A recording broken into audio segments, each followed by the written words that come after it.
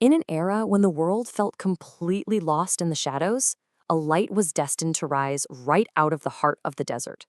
Welcome to today's Explainer, where we're going to explore the profound character, the history, and the incredibly rich tapestry of Prophet Muhammad, peace be upon him. We're not just looking at his story as some isolated event, but really as the grand conclusion of a legacy built by the monumental figures who came before him. Let's jump straight in. Chapter 21, verse 10 of the Quran gives us this powerful anchor.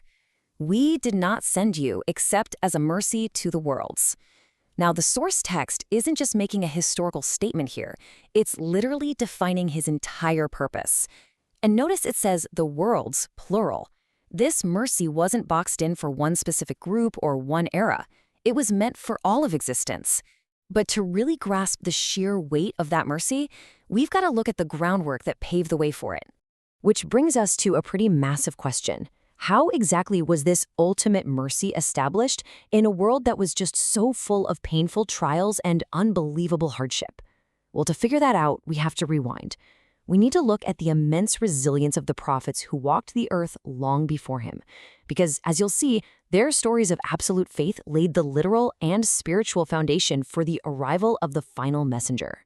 So the story actually starts in the uncultivated, completely barren desert of early Mecca, what we all know today as Mecca. Long before it was a flourishing, bustling city, it was literally just plain, unforgiving sand. This was the exact spot where Hajar, the wife of Prophet Ibrahim, was left alone with her baby, Ismail. The text paints this as an agonizingly painful situation. I mean, imagine being separated from your husband in a place with absolutely no water, no people, just miles of empty desert. But how did Hajar respond to this terrifying trial?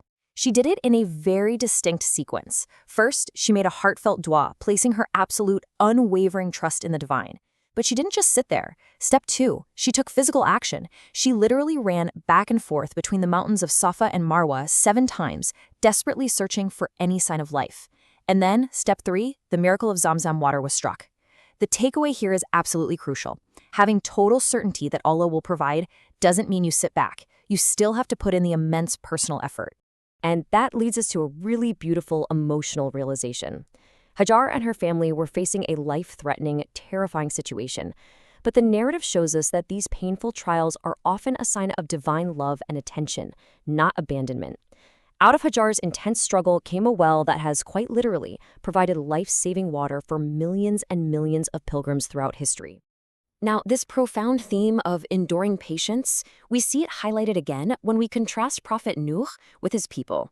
Imagine being commanded to build a massive boat on dry land, miles away from any ocean. His people relentlessly laughed at him, mocking him daily. But Prophet Nuh, he showed ultimate patience. The text emphasizes that he never lost hope and never lashed out with cruelty. He just put his head down and kept building. And we're not talking about being patient for a few weeks or months. 950. That is the staggering number of years the source states Prophet Nuh called his people to his faith day and night. To put that into perspective, that is nearly a millennium of facing constant mockery and threats without giving up. It completely redefines patience. It's not just passively waiting around, it's keeping your composure and your faith even when absolutely everyone is against you. We actually see this exact same theme put to the test again with Prophet Musa during his famous journey with the wise man, Al-Khadr. They travel to a city where the locals are incredibly hostile, flat out refusing to give them even a scrap of food. But then, Al-Khadr sees a wall in this hostile town that's about to collapse, and he just fixes it, for free, with his own hands. For Musa, this was an incredibly severe test, trying to bear a situation that felt completely unfair and confusing with patience. What's amazing is how Prophet Muhammad later reflected on this very incident. He said, "May Allah have mercy on Musa. We wish that he had been more patient so that we could have heard more about the two of them." You see how this connects. It beautifully illustrates the connective tissue between the prophets. The final messenger is looking back at the intense trials of his predecessors, honoring their struggles, and acknowledging just how incredibly difficult that level of patience really is. Section 1. The Trustworthy One. Character before prophethood. So all of this rich history, Hajar's effort, Nuh's steadfastness, Musa's trials, it all sets the stage for the final messenger. But the sources make a major point here. His remarkable character was deeply rooted long before he ever received revelation. The really crucial point is that he earned his incredible reputation simply by telling the truth. Before any monumental historical events took place, his people already knew him as Al-Amin, the trustworthy. In a society where twisting the truth for profit was often the easy way out, he flat out refused to compromise. He kept his promises, period. This unyielding honesty built such an unshakable foundation of trust that it actually caught the attention of a highly successful businesswoman named Khadija. And that led to a beautiful, powerful partnership built entirely on integrity. And his greatness wasn't just in the big moments, it was profoundly visible in his daily habits. He always brushed his teeth, he was remarkably clean, and he always smelt nice.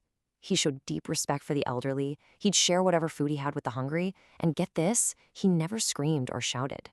These everyday traits paint a vivid picture of a man who never looked down on anyone. His leadership was completely rooted in everyday, genuine decency. He was widely known as the kindest man to all of creation. He treated children with so much love, and he was always the first to help someone in need. The historical accounts make it super clear. He didn't just reserve his good character for the wealthy or the powerful.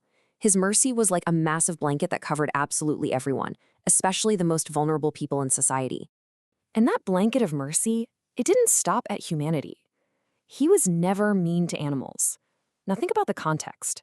In a harsh desert environment, animals were usually just seen as tools for survival. But the texts show he constantly advocated for their gentle treatment. He proved that true mercy literally has no boundaries, and it absolutely has to extend to the creatures who can't speak up for themselves. Actually, his connection to the natural world was so deep that it brings us to this mind-blowing historical anecdote. Did you know that once a tree missed him and actually cried for him? No way, right? But this highly memorable event perfectly captures just how gentle and attuned his nature was. The text frames it as this stunning reflection of a heart that was completely connected to the world around it. Section 2. Unyielding truth in the face of hardship.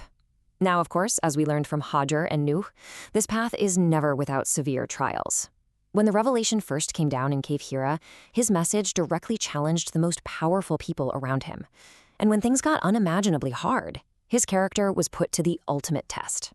Even when speaking the truth meant facing physical cruelty, like in the city of Taif, where the sources describe him being stoned, yet still choosing to show mercy rather than retaliate, he never wavered. His honesty and compassion were an absolute fortress. Guided by an unshakable faith, he made the hijrah, the migration to Medina, a city that opened its arms to him when things were at their absolute bleakest. Today, that enduring legacy is anchored at the iconic Green Dome in Medina, his resting place. Because there, he didn't just build a physical structure, he built a true brotherhood. Medina stands today as a living symbol of his enduring message of peace, cleanliness, and unbreakable community. So we arrive at the end of our explainer today with a really important question for you to reflect on. We've seen barren deserts completely transformed by human effort. We've seen 950 years of unshakable patience, and we've witnessed the everyday, profound kindness of the final messenger. Knowing that this massive legacy of mercy was forged through such immense trials, how will you bring this same level of patience and incredible kindness into your own life today? Thank you so much for joining me, and I hope this sparks a real desire to keep exploring these amazing historical narratives.